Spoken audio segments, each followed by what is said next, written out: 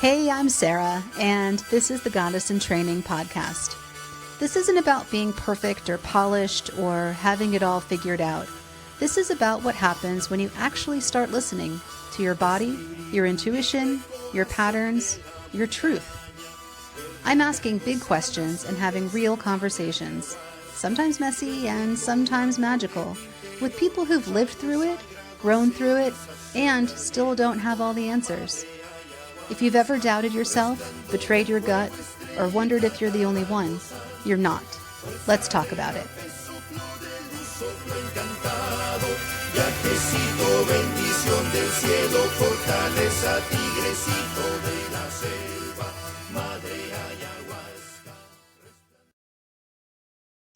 Today's episode is a conversation I didn't plan, but instantly knew needed to happen. I met Brielle Brasil just a few weeks ago, and within minutes of talking to her, I could feel the grounded clarity and calm she carries, and I wanted to share it with you. Brielle is a certified master trauma-informed breathwork facilitator, life coach, and healer. She's worked with over 1,000 people across 30 countries using breath as medicine for trauma healing, nervous system regulation, and deep inner transformation. We talk about what breathwork really is beyond the buzzword and how it can help you release stored emotion, access altered states of consciousness, and reconnect with your body and intuition. We explore how this work shows up in birth, sex, parenting, relationships, and healing ancestral trauma, and what it really means to feel safe in your own body again. Whether you're new to breathwork or deep on your own healing path, this conversation is an invitation to pause, to feel, and to remember the wisdom your body already holds. Let's dive in. Hi, Sarah here. Welcome to another episode of Goddess in Training. Today, I'm excited to be talking to Brielle Brasil, who is a breathwork facilitator. And we met just a couple of weeks ago, and in a short conversation, I knew that we needed to talk more and share her experience and her work with you. And so I'm so excited to have you here today. Thank you so much. Thank you so much for having me on. Yeah, thank you. I'm excited to chat. So tell us a little bit about breathwork and how you got into it. I got into breathwork in 2019, so 6 years ago.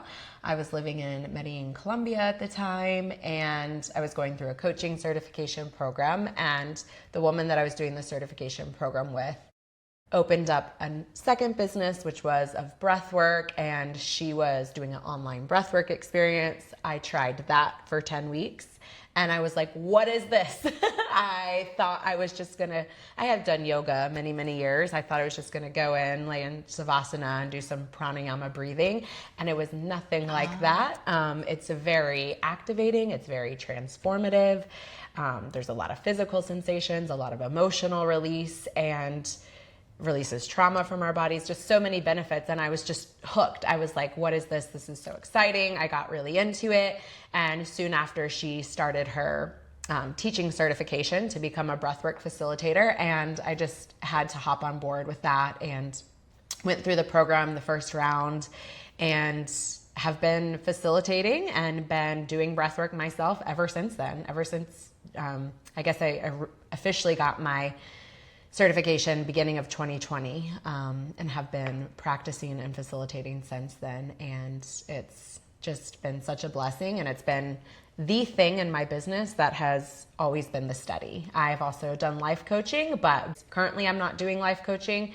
Breathwork has always been there, and I feel like will always be there. I find that people like things that are simple, but I think like the term breathwork, almost, I can see how it lands a little too, and that seems like it was your first reaction too. Like, I've done yoga, how is this different, and how can we fill 10 weeks worth of activity with breathwork?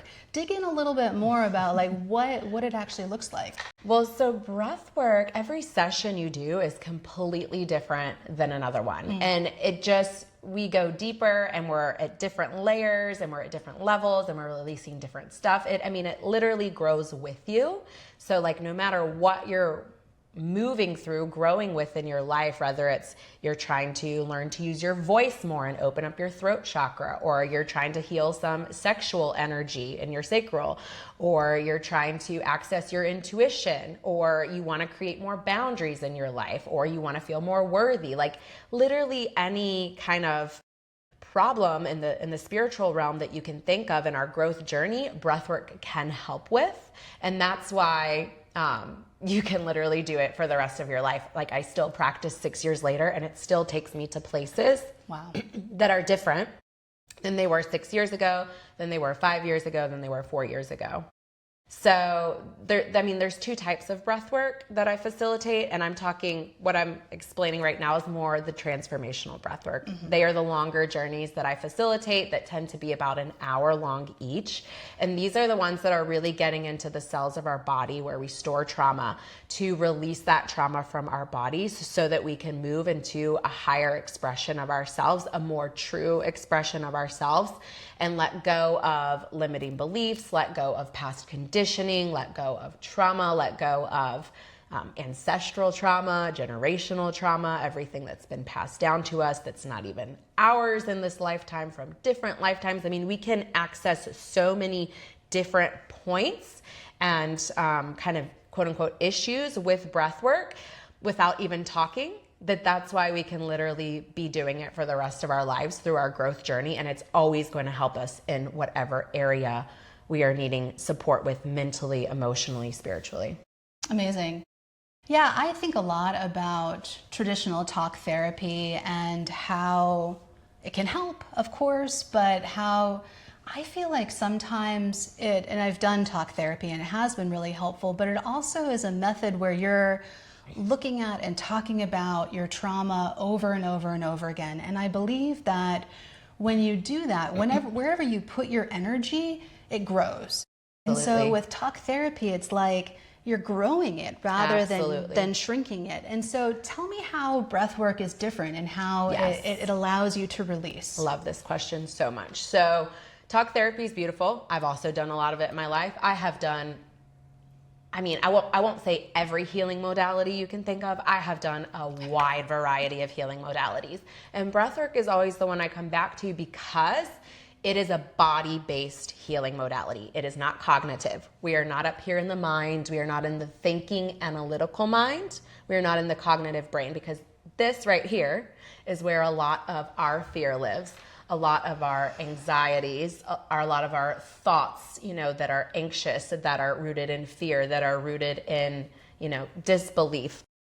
Talk therapy is getting us here. Mm-hmm. It's getting us at this level and keeping us there. And with breath work, it's a somatic body-based. Somatic just means body-based. Mm-hmm. The work is done through our body. And when trauma is held in the cells of our body, if we're just talking about it, we're not actually releasing it from the cells of our body. If we want to actually get in there and let go of the trauma so that things don't trigger us in the same way, like we notice a pattern in our life, that's something that's triggering us over and over, that's because our cells are still holding on to that trauma. But with breath work, we're getting into the cells and the physiology is working of our body to let go of that, so we don't have those imprints in our body anymore. And that's why it works. And that's why so many of my clients have told me over the years, I've tried talk therapy and nothing has ever helped me heal X, Y, or Z the way that this did in the time frame that it did so rapidly. Like, this is better than, one breathwork session was what would have been 6 months of talk therapy, right? That's an example, not necessarily for everybody, not necessarily every time, but it can be. Yeah, I can really see how that would work. And I would think another reference point that a lot of people might have when they think about breath work is in birth, and how, Lamaze training and breath work and all the things that you learn and those trainings that you get before entering into birth. How is that similar or different, and how can breath work, your version of breath work, that birth process? It's such a rite of passage. And I actually just recently wrote about my own birth experiences and how birth taught me how to meditate. It was my first meditation, really, because there's no way to be in your logical brain in order for the process to happen. No, it won't. And I love this question because my daughter just turned 1 and I have a son that just turned 3 last month. And so many things come up as you say this. First of all, meditative breath work, like prior, and which I wouldn't recommend doing pregnant, but like prior, allows you to surrender. Exactly. Okay, so birth, you've got to surrender. You don't know what you're going to get. And if you're not surrendering and you're up here in that fear-based mind and your body's in fear, that's affecting all your hormones. Things are not going to be progressing and moving along. So the first thing is, like, if you've practiced this transformational breath work you have the ability to be able to let go of control, to be able to surrender, to be able to trust all elements of our feminine energy, which have to be present in birth, or they're not, and we're gonna fight, and our body's gonna fight, and it's not gonna flow through physiologically the way that it can. So that's the first thing, like proactively. But then I would say, like, for actual in-birth, that's more of like your integrative breath that I facilitate and help people with. And that is, being able to consciously control our emotional and energetic state through our breath. And this is so beautiful because I feel like I prepared for both of my births through the work that I do, essentially. And my breath was my biggest catalyst for helping me surrender through my birth. Helping me relax, helping me, have that oxytocin and those endorphins versus that fear when the contraction or the surge would come on.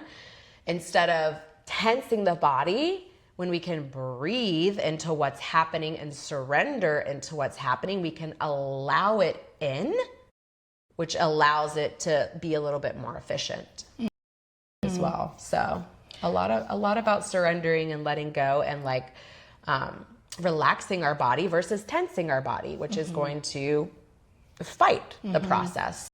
And I like to think, I say all the time that fear is an intuition killer, and it's like a surrender killer. It's really like a killer of us tapping into that divine wisdom that we have innately. And with the surrender, when I was in labor with my daughter, I had totally forgotten that aspect of it because my son's birth was pretty easy. And so then all I was doing was reading stories online about women who stepped out of the shower and their second baby fell out. And I was trying to manifest that. And that was a huge mistake because when I got into the room and I was there in the moment, I'm like, shit, Yeah. And that's the thing. We can't control our births. Yeah. We cannot control, there's things in it we can control, but we don't overall control how it unfolds. Our baby's going to come when they want to, how they want to, and the timing that they want to. But our breath does help us through that process, perhaps make it more effective, and also just helps us to surrender to what the process is and take us out of that fear of our mind that's trying to go in there, which will keep us stuck. Yeah. Stuck in life and stuck in labor. Yeah. Either one. Yeah. Another correlation is I sometimes facilitate plant medicine, and I had this one experience with a friend who was sitting there and I could tell that he was being pulled under. I don't know if anybody has this experience, but he kept saying to me, Sarah, I need to breathe. I need to breathe. And I'm like, don't worry, you're going to breathe. But he was hanging on to this reality by that fear of not being able to breathe. And, and I was trying to get him to understand, your body will breathe, just surrender. But it was him holding on to and not surrendering at all. Yeah. And I see that when I facilitate breath work as well, especially people that are newer to it, is they'll do the breath, but their mind will kind of stay a little bit more active and a lot of times when the tetany happens, which is when your hands are closing in, there is a physical and a scientific reason to it, but the spiritual reason behind it is, and I always cue this, is what are you holding on to? Because like we're stuck here, we're holding on, we're gripping to something for life. And when we can actually just surrender into the breath and move intuitively with what our body's telling us to do, whether that's through sound, breath, movement, because it's not a still or quiet practice like, some other yogic breathing, and it doesn't have to be. But when we move with that intuitive wisdom, we're able to actually let go of what our body was trying to hold on to and store. How do you create safe spaces for people? Because I can imagine, as you're saying, it is really transformative and things come up, and especially in a group setting, I think individually too. How do you manage a group when somebody might be not being able to surrender and that's showing up in different ways? What does that look like, and how do you manage that? I love that question. So for me, it's a lot about trusting everybody's process, trusting my intuitive wisdom, because I am always guided, especially in a group. I've done groups as big as 30. I'm always guided to where I need to be in the moment intuitively. That's just like one of my gifts, is I go where I need to go. There's no explanation behind it. I touch where I need to touch. I say what I need to say, because so many people will say, you said this at that moment, and that's exactly what I needed to hear, or you touched me here and that helped this move through. And I get that, but I also get a lot is that I felt safe, because that is my number one priority, for people to feel safe. And a lot of it has to do with my trainings that I went through. So my breathwork training is trauma informed, meaning I have the skills to help you move through trauma safely so you feel safe. But I also did a coaching certification program in trauma resolution. So I also have another background where I learned even additional skills that I integrate into the breathwork as well, that I didn't even necessarily learn in my breathwork training. So I have a host of skills that I use to create this safe space where everyone knows that this is the expectation, that you're breathing this way. However, you have a choice. There is choice. You are the one that's in control. You are not forced to do anything. You get to follow your body. And that's why it is such a beautiful healing modality, is because for a lot of people, it invites them into actually listening to their body for the first time, getting in tune and in deep connection with their body. And what is my body asking for in this moment? It certainly over the years has deepened my connection to my body as someone that used to suffer with disordered eating and body image issues. It has helped me feel like I come home to my body, like my body is a safe place to live in. And that it's safe to breathe, that it's safe to feel, and it's safe to be. And that's what it invites in for a lot of my clients as well. I find the body is a compass as well. And that's something that with intuition, you really need to be in tune with your body, because it gives you signals all the time. And, even if you're a knower, or, if you receive intuition in different ways, but the body, I think for everybody in some way, you get those gut feelings. And so to be more in tune with it, I think is so important. In this world that we're living in, I feel like people have become really detached from their bodies. How do you feel about that, and what can we be doing in our daily lives to counteract that? That's so beautiful. I think boundaries are so important. Boundaries around social media, boundaries around what you're consuming. We're in a consumerism day and age, and it's like, how much are we taking in from outside of us? So quieting that as much as we can, because when we're constantly consumed with the news and the social media and the this and the that, and everybody has an opinion on everything, we cannot tap into this at all. We don't have space for it. So it's about making space for it. Exactly. We've got to make space. If we can't just go sit in the grass with our feet in the grass and look at the sky, for 5 minutes in the quiet without constantly being on this, we don't have space to access or hear our intuition. We're not giving ourselves that space. So it's about finding more presence in the moments that we can, and creating moments. And me in motherhood, it's not like I feel like I have a ton, but even if it's 5 minutes now versus where it used to be hours I would meditate before I had kids, it's not that anymore, but it's where can we find the space and the time to just be, to just be in silence, to just be in stillness, and to not do. We constantly in this society are told we need to be doing this, doing more, doing this, doing more. and we're run down, overwhelmed, stressed, anxious, all the things from all the doing. How can we just allow more space for being? Yeah, and it takes practice too, I would say, but not a lot of practice. Like you said, you can have a busy life and you can still practice. But I also think what people are really craving right now is permission. And I think that it sounds like with breath work, it's different than yoga in the way that yoga, you're like focused on, am I doing it right? And you are in your body, but in a way that is more logical. Talk a little bit more about how breath work is different, how it's almost easier to allow yourself the space that you're talking about. Because after about 5 to 7 minutes of the conscious breathing that we're doing together, you can access altered states of consciousness. You go beneath the cognitive, rational, analytical mind and into the body. Now, that's not to say there aren't still, the last session I just did, I had one girl, it was her first time, and she raised her hand while I was guiding. I came to her and am I doing it right? So, but that's all a part of the process, and that's all a part of the journey, because that there is something for you to be working through. What if I don't have to be perfect at this? Right? That perfectionism piece. So that's part of the journey as well. But if we're doing it and you're in it and you're doing it about after 5 to 7 minutes, we can access the altered states of consciousness, which gets us out of the analytical mind. It gets us into our body and into that intuitive wisdom where we can have downloads come through, like information that all of a sudden clicks for us that we didn't know in our conscious thinking everyday life. We don't have to think our way there either. It just literally comes to it. But it's so much about surrendering into the breath. So it might not happen the first breathwork session or even the first 5 breathwork sessions. And it's not even to say it will happen every breathwork session that you get information, because in the breathwork session, what's happening is your physiology in this point in time is giving you what you need. It's not necessarily what you want. So you might go into thinking I want this out of it, and you might get that because it might be what you need, but it's going to give you every time what you need and meet you where you're at.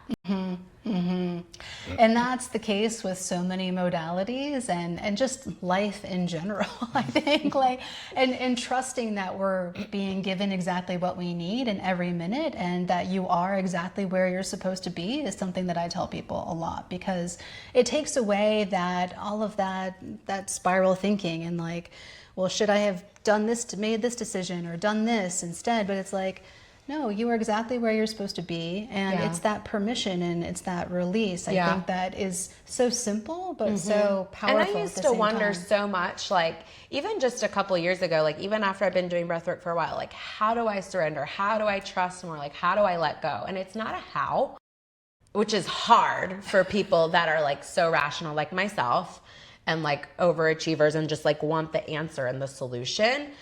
But breathwork allows you to get out of that and let go of trying to figure it out and allowing it to come. It literally will do that if you stay consistent with it. If you practice it and you stay open to it, it will allow you to come to that place where you can just receive and not have to be trying to force your way into part of your spiritual journey. For people who are new to thinking about altered state of consciousness, can you talk a little bit more about what that might feel like for somebody who is practicing breath work? Yeah, so what it feels like, what it looks like. Some people say that they felt like they went somewhere else. Some people have visions, visuals. Sometimes repressed memories can come back up. Sometimes the visions are maybe ancestral visions. Sometimes they might be visions about the future. It's all kind of for you to decipher and receive and sort through. It's not for me to go, okay, this is what this means for you. It's for you to go, okay, this is what this means for you. But rather than focusing so much on the meaning, because you don't actually have to, it's just integrating within you by receiving it. So, altered states of consciousness can mean that you're getting visuals and visions or downloads. And altered states of consciousness can also mean that you don't have to. It could just mean that you literally allow your brain to let go allow yourself to be fully present in your body and create more connection within your body. Like, so many different things can happen within an altered state of consciousness. It doesn't have to be this or that. It can be a mix of things. Like, I think what I've experienced with helping people with plant medicine, there's this integration period. Can you talk a little bit about the support that you provide after your sessions to help people integrate? Absolutely. Well, so in a group session, I always share, these are the things that you can go home and do, and that your session's not over, right? And I think that's a big one for people to realize, is that like there might be lingering emotions after this. So like tune into what your body needs. Maybe you need to go sit on the grass. Maybe you need to take an Epsom salt bath after this. Always, always, always drink a ton of water, because this was very energetic and we're flushing things through the system. Maybe you need to go to sleep right after this. Maybe you need to go journal. Maybe things are going to come up throughout the week. And I always say, you're welcome to reach out to me, to contact me if there's any questions, right? And then if I'm working with someone more intimately, one-on-one, then they've kind of got me in their back pocket for that integration on an even deeper level throughout our journey and our time that we're working together between sessions. But those are the basics. It's like so much about listening to your body, and which, again, if you've never done that before and you don't know what that means, you're going to learn how to do that through breathwork. There's no way you can't. Right. It's forced upon you. Yeah. So going back to ways that people might relate to breath work, I was just thinking about hypnosis. How is hypnosis different from breath work? Well, with hypnosis, I've done hypnotherapy. They can invite you to use your breath at some points, but you're not doing like a conscious connected breath pattern for the whole session. Right. So like literally the breath work, like the transformational sessions, you are breathing one breath pattern that I'm giving you for, depending on the group, the experience, it could be 30 minutes, it could be 45 minutes, like the whole thing, guiding you in and guiding you out being about an hour. So you're breathing that pattern the whole time. Whereas hypnotherapy, they might invite you to breathe like in a conscious connected way, like throughout, but it's not as much of an activating breath as breath work would be. I can imagine too that hypnosis kind of stays in your head, whereas breath work really filters everything directly, like all throughout your body. It is all throughout your body, and that's why the physical sensations that can happen in breath work can happen anywhere. People can get lightheaded, their fingers can feel tingly, their toes can feel tingly, because we're actually over oxygenating the body on purpose. Sounds weird, but that is part of the science behind how it gets into the cells of our body. The energy, that the stuck emotion, which is stuck energy in our bodies, that the repressed emotion, it needs a way to come up and out. It's coming through the extremities, right? So it's going to the fingers, the toes, the arms, the head. We can get a little dizzy or a little lightheaded. That's all normal. That's why the technique can happen in the hands, the mouth. So it's filtering its way out. So it's a very physical process. And that's another good point, that hypnotherapy doesn't give those physical sensations during a session, at least not the kinds that I've done. Yeah, I've had the same experience. And talk a little bit about, I believe... And it's an emotional release too. Exactly. I've had emotional releases in hypnotherapy. I've cried in hypnotherapy. But with breath work, I've had sessions where like 1 minute I'm crying, the next minute I'm screaming my lungs out, releasing a lot of rage. And then by the end, I'm like giddy with laughter, just like cannot stop cracking up laughing. And I had somebody experience that just the last group session I did, go through all the wave of all of them. And so it can be a more emotional process, because we're trying to get at those emotions that we've repressed, that we've put under the rug because we don't have time or space to feel them, to let them go. Because if not, we're just holding them. They're building, and then we react on somebody, our partner or our children or whoever, because they've been bottled up and we're like, I like to say, like emotionally constipated.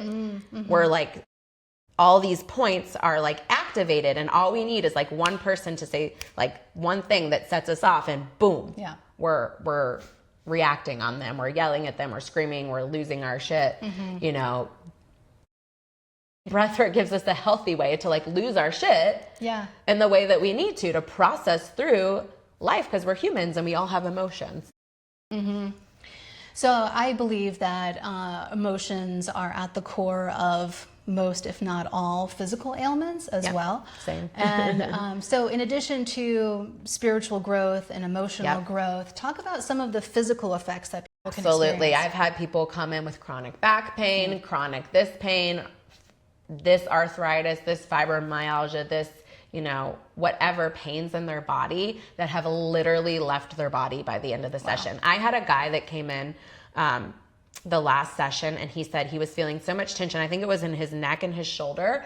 And he that morning went to the chiropractor, got a massage, and said he still couldn't get this pain. And after our breathwork session, he's like, one of his repressed childhood traumas had come up, and all he did was breathe. You don't have to do anything else. He just breathed. And by the end of the session, he had zero pain anymore. Wow. So yeah, I believe the same thing. I think unless we have some injury or something that, I believe that most of the physical pain that we feel is emotional, and it's just stuck energy in our body that's clinging somewhere. And through doing a conscious connected breathwork journey, a transformational breathwork journey, I say, pain, if you're experiencing pain, a lot of times it can be exacerbated a little bit in the journey. It could pick up or you could feel it. But my advice is always breathe through it. Don't, put a hand there, try to send your breath, focus your breath going to that spot, focus light coming in there, and keep breathing, surrender to what it is. And 0.9% of the time by the end of the session, if you've really actually let yourself go into it and go through it, it will be gone. And feel whatever, and feel, of course, emotionally whatever's coming back. Don't fight back the tears or the rage or the screams or the whatever you need to let go of when you feel oh gosh, I gotta do something here, I gotta cry, or I gotta let it out. Right? And that's when it really works and really resolves. Yeah, and we know how to do this. Our bodies already instinctually know, because when we do cut our finger or get some kind of injury, what do we automatically do? Everybody Scream. They scream, they breathe, and then they breathe. Yeah. Because that is the way that we process pain, whether it be physical or emotional. Yeah. Yeah. Yeah. And animals too. I don't know why this just made me think of it. In a trauma sense, animals, after they go through trauma, they shake, right? And so a lot of times in breathwork sessions, I will cue people to shake their body because, breath is one way we're releasing. The other ways are movement and sound. So in a breathwork session, I actually am inviting participants to be doing all three, to be making noise, to be groaning, to be grunting, to be primal, to be shaking their body, to be shaking their arms, their hands, to be stomping their feet. It's it's a very noisy time, and it's a very not active time if it needs to be. Sometimes you might be a little bit more still. It's literally whatever your body needs that day. Sometimes I'm completely moaning, groaning, primal the whole session. And sometimes I am more deeply into my altered, deeply into my subconscious, breathing and just floating and gone somewhere else. So it can be a mix of any of the above, and none of that is wrong. I would say kids instinctually know how to do this as well. And I think that as a society, we kind of push that down in children. Yeah. They're moving too much in the classroom. We need to give them something. My son, he's 3, he moves so much, and he's always bouncing off the walls and kicking his legs and shaking his body, which is great. I mean, I try to keep him separated from his sister so she's not hurt. But I do think, he's just moving out all the energy that's in his body, the tantrums, right? That's the emotions coming through that. Of course, we don't have the brain that's regulating them yet with the toddlers, but they are just feeling everything they need to feel in the moment. Yeah, and they scream when they need to scream. Yeah. And it's about movement of energy, and maybe reframing that. If I had reframed that as a parent, I think I would have felt differently about their behavior. Because so often as a parent, you're you're just so busy, and you're not you take it personally, I think. Yeah. My biggest work is like not taking it on from my kids. That's what my biggest work is, like energetically not taking their pain and stuff. And that's where I really have to use breath work in the moment and breathe through to keep clearing my system and not like absorbing their, emotional train. But I can imagine you're so energetically intertwined with your children that it's pulling that energy from them and letting your developed body and mind filter that for them in a way. Do you feel that? Absolutely. Yeah. Yeah. We're so connected. And I can talk about how the breath work connects you even more. Do you practice this with your children? I try. My son has heavily resisted it. Oh, of course. Oh my gosh. Actually, even at such a young age, I have teenagers and they don't want any part. And even when I take deep breaths around him, he's getting better. Like he's getting more used to it. But a lot of times, no, mama, don't take a deep breath. And he just screams and lashes out more. And I just remind myself, like, one day it's going to click. Like one day he's going to get it. And there have been moments that it has. And then we go back to, no, you can't take deep breaths. And I'm just like, I'm just going to keep doing this. This is what I'm going to keep showing. I'm going to keep modeling. I know it's going to click at some point, more so like for good. And, and I explained to him, I'm feeling upset right now. I'm taking deep breaths to help me feel calm. And I just explain it in his basic 3-year-old language. And yeah, it's just like, I'm doing this whether you like it or not. This is how I actually don't lash out on you. Right. And I still do. Yeah, of course. And I apologize and all this stuff, but yeah. but exactly. But most of the time I'm deep breathing throughout the days with their 3 and 1 year old. It is so intense. So how do you manage your life? I mean, you are going to festivals and running retreats and doing sessions. Like when I had small children, I was working as well, but I did not have a nice calm space. I was not as put together as you are. Like, do you credit the breath work for a lot of that? Yeah, for sure. Yeah. I mean, I think motherhood is hard. It's so hard. I used to teach elementary school for 7 years. I taught 1st and 2nd grade. So I guess like I kind of thought it was going to be easy or I would be really good at it. I'm not saying I'm bad at it, but like it's insane.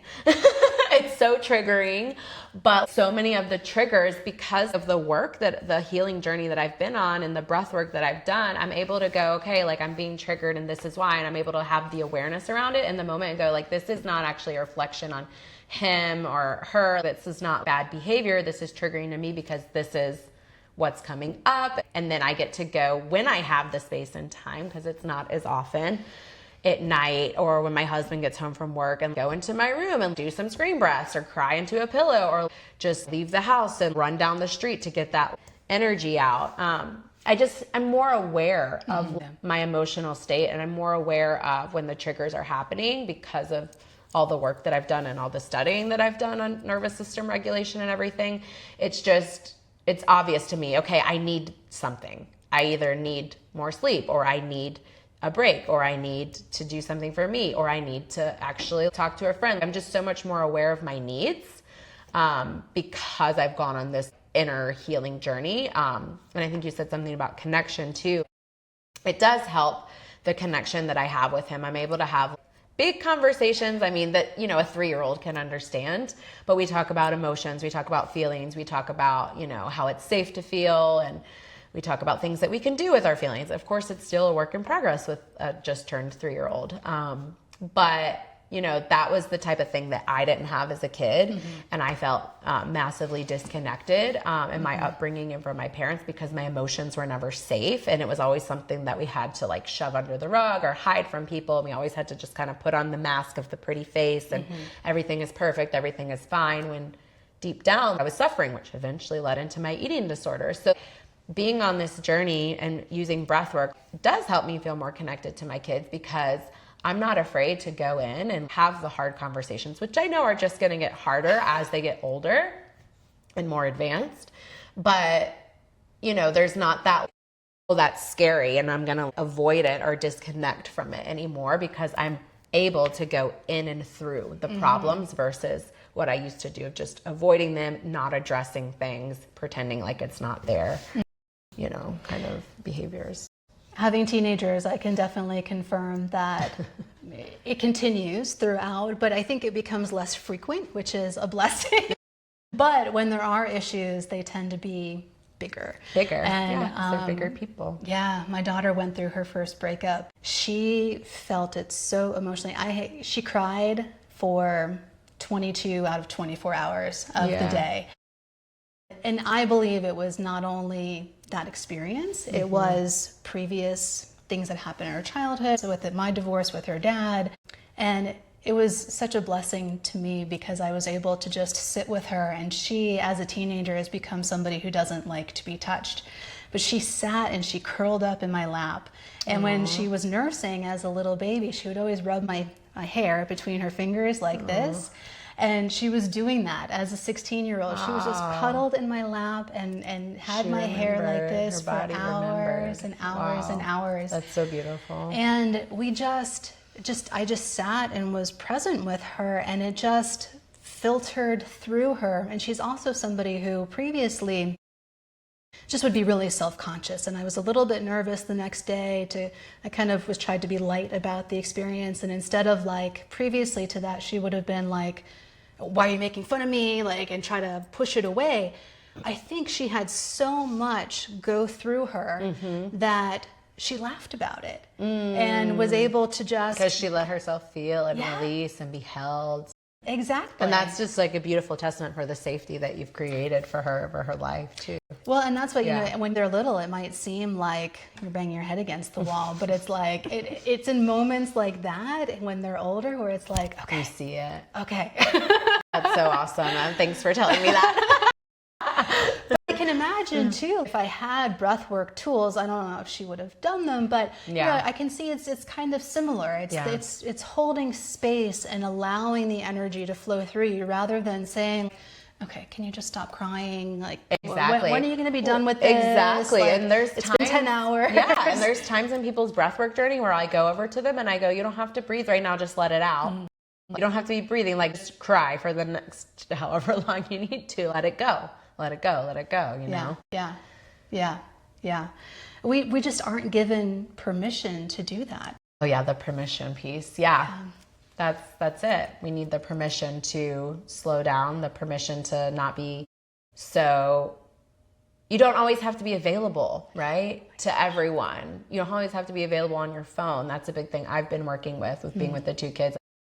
I put on the do not disturb so much now because I don't need to always be available to every person. We get to create boundaries in our lives, boundaries within ourselves. When something feels off and doesn't feel right, probably there's a boundary that gets to be created in a relationship or within ourselves or with our phones or social media or, any of the above. When I've created those boundaries too, there's that initial fear of missing something. But then when you actually do it and you pull the trigger, you realize, I wasn't missing anything. Nothing. Right. Maybe now I'm missing out on having more stress or I'm missing out on having more anxious thoughts. What are we actually missing out on? Right. Yeah. Because we think a lot of times we're outsourcing our connection and our desire for connection. And we think a lot of times the thing, mostly social media and our phones and the technology, right, is going to give it to us. But it's what if we just gave it to ourselves? Yeah. What if we just gave ourselves that connection that we're craving? Because then when we give it to ourselves, then we've filled up our cup so much that we can actually connect deeper with other people. Our people in person, our loved ones that we're spending time with that we crave the most connection from. We're outsourcing it. We're externalizing our needs into places that really are probably not going to deeply, sustainably meet those needs. Do you have experience with clients coming back to you after working with you and talking about how their relationships have improved? Oh yeah. Yeah. Absolutely. Yeah. Romantic partnerships, friendships. For a lot of people and myself included, some friendships go, right? There's some breakups. Maybe it's a romantic partnership that's a breakup that needed to, right? Or the friendship that needed to. As we grow, and maybe some people don't, we could grow out of things. or just relationships that we're in, improving, you know, in the intimacy and the vulnerability and the feeling of like, to be safe, to be vulnerable, to be more connected, right? Relationships. I mean, my relationship has changed with all of my family members. Is there still room to grow? Yes, of course. But, you know, I used to just be so triggered all the time by my mom and so annoyed and just constantly wanting her to be a different person than who she is. And breathwork has allowed me to not have a desire to change her anymore, just to allow her to be who she is and know that my soul chose her for a reason.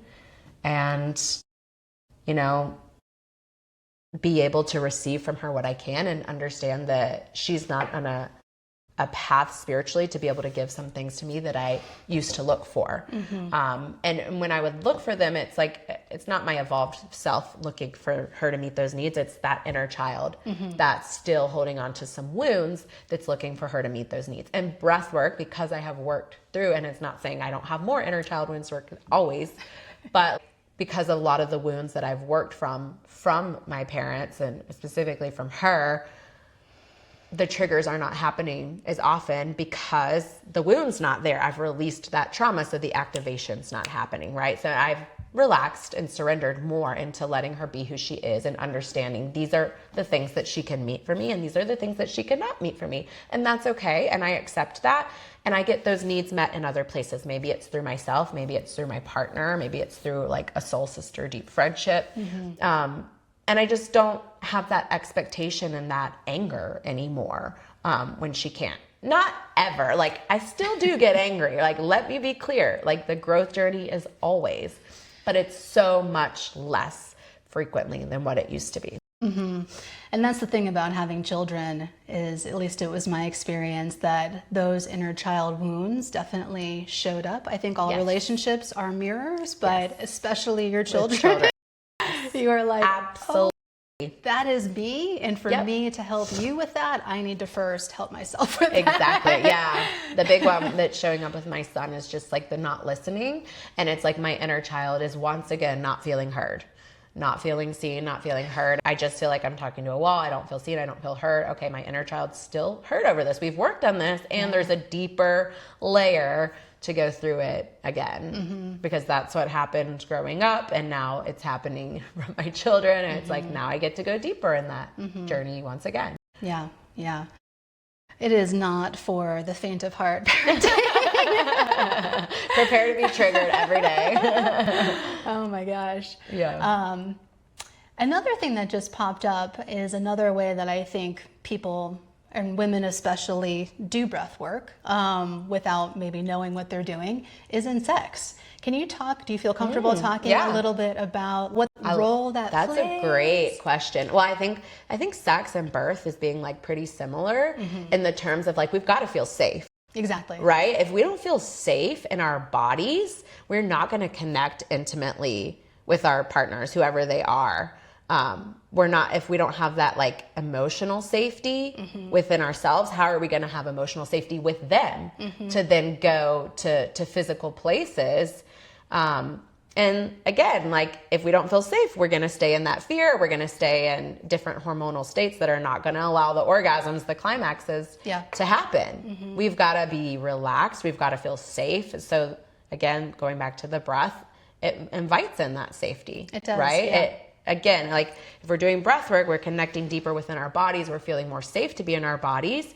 Then we get to share that with someone more deeply and more intimately, I believe. And without even realizing what we're doing, we breathe, and then the breath accelerates, and then you have the release, and you have, it's an energetic release for sure. Absolutely, yeah, 100%. Are there ways that people can be more intentional with using breath work in intimacy? Well, and I'll speak for me personally, like after birth too, just having sex again for the first time is very different. It was interesting because I thought, okay, my first child was an emergency C-section and my second was my VBAC baby. And I thought like, okay, having a baby through my vagina, certainly that's going to open things up. It actually, much tighter than I really, like when we went to have sex again, I felt like a virgin, but like not even, like even more so. Like, I'm like, oh my God. And I had to use my breath like for a while for sex post birth to relax those muscles. And of course, a lot of foreplay and a lot of coconut oil, but to relax those muscles and like have them like working again. Actually, I saw a pelvic floor therapist and she told me the same thing. She was like, when you have sex, like take a full breath in and a full breath out as like the penetration happens to help like relax and open up because your body is just like, it's different. Yeah. Yeah, it went through some trauma. Yeah, exactly. Well, and sexual trauma too, right? Like I've had sexual trauma that I've worked through. And if you've had sexual trauma, it's so much about finding safety within your body again, finding trust within yourself and then within your partner. And then using your breath to, trust that your intuition of like, this is a different scenario is okay. But also like working through the trauma could be with breath work, right? Separately. Because if not, the body is going to tense because it has that memory. So even if you like think I feel safe with this person, the body's still holding that old memory. It's going to stay tense unless we've done something to help move through it.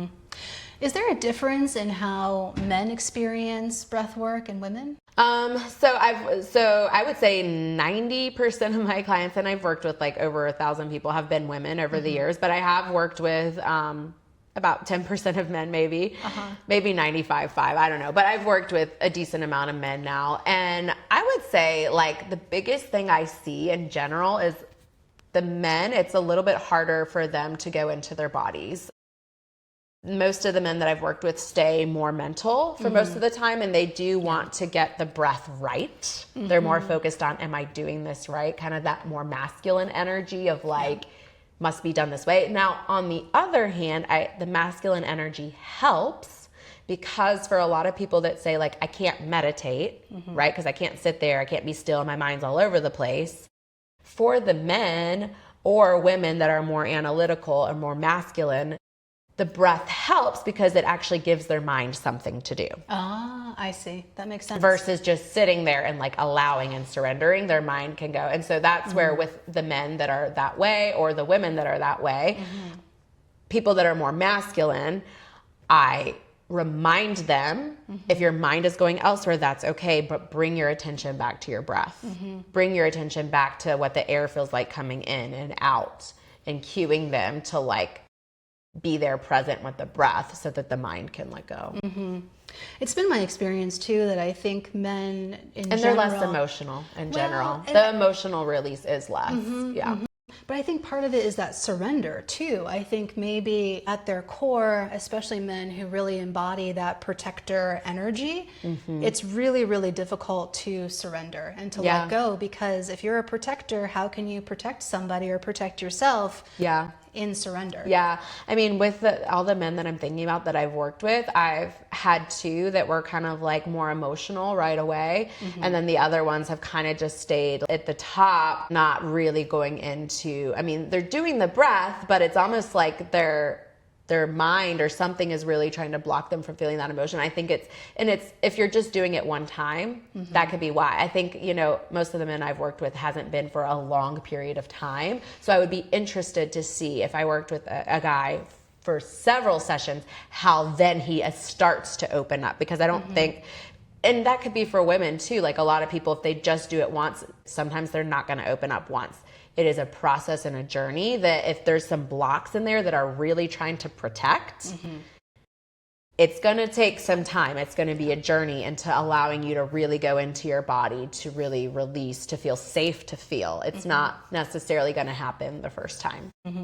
There's so many similarities to using plant medicine too. And what I love about this earth that we live on, there are just so many different pathways to heal and to tap into your spirituality, to tap into the other. And it's exciting because people can figure out what works for them, and there are just so many different ways. Yeah, I've used plant medicine. I love it as well. I've done ayahuasca. I'm like currently microdosing psilocybin, and I've used it like microdosing with my breathwork journey as well, which also helps release the mind even more and get into the body with presence.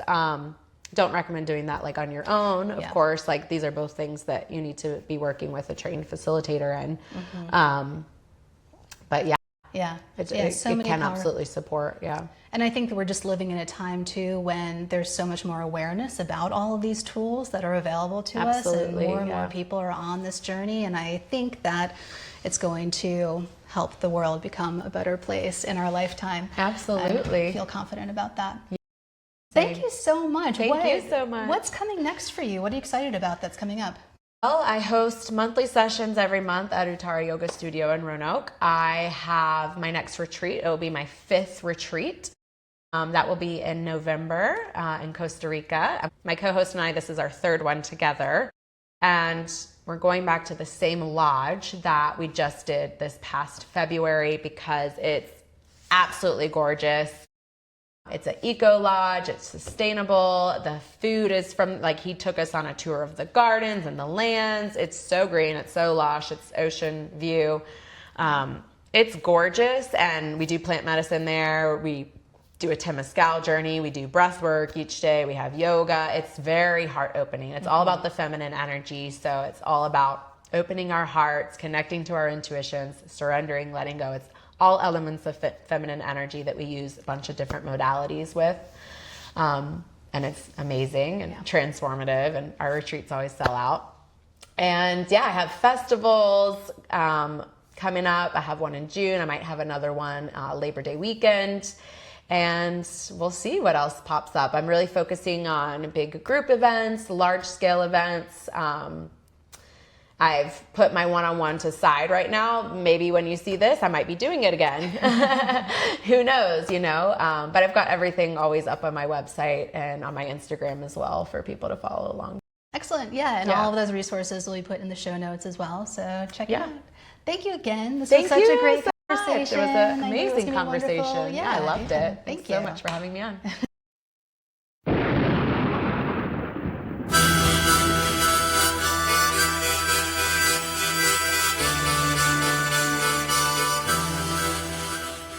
Thank you for tuning in to Goddess in Training. I hope something in this episode stirred your knowing or softened your heart. If it spoke to you, share it with someone who needs it, or leave a review or comment to help others find us. If you're watching on YouTube, please like this video and subscribe to the channel. If you want to hear more conversations like this, please consider supporting Goddess in Training on Patreon. For more tools and offerings to deepen your intuition practice, visit goddessintraining.online. You can also join the Scroll of Sashat on Substack for twice-weekly stories of how I followed my intuition. The music for Goddess in Training is Madre Ayahuasca by Arkawa, and you can find more of his music in the link to his website in the show notes. Remember, your intuition is not a mystery, it's a memory. Keep listening. Resplandor del fuego, estrellita, tabaco santo, fuerza de rape, soplo de luz, soplo encantado, viajecito, bendición del cielo, fortaleza, tigrecito de la selva.